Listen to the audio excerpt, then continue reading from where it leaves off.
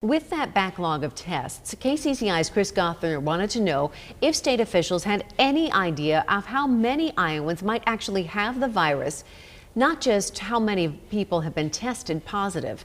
Chris is live in downtown tonight with that answer. Chris?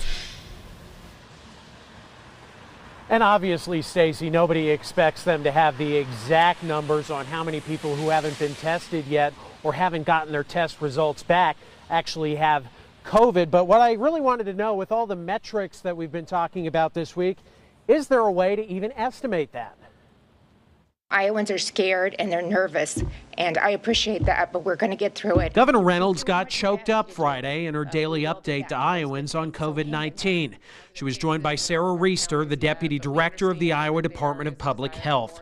Reister encouraged Iowans who tested negative but still feel sick to self-isolate anyway, because a negative test may be positive a few days later.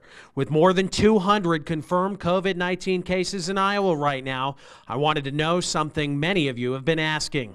With so many people either unable to be tested or waiting a week or more for results, is there a metric, a model that estimates how many people in Iowa actually have this versus how many folks have tested positive? Thanks, Chris. We are working. We've heard requests for information about, kind of more of the testing landscape and how many people are being tested and who's being tested and where are they. Is it just that, nobody in a particular county is receiving a test information? So we're working on a way to make that information more publicly available. Governor Reynolds announced no additional closures Friday and says there's still no need for an order to shelter in place.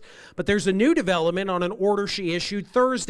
Reynolds' order halting non-essential elective surgeries until at least mid-April includes surgical abortions, joining a number of other conservative governors like those in Nebraska and Oklahoma. It goes without saying those orders have been controversial. Groups filed a lawsuit against Texas's governor Wednesday. And Planned Parenthood of the North Central States says it is assessing Governor Reynolds' order after just learning about it today.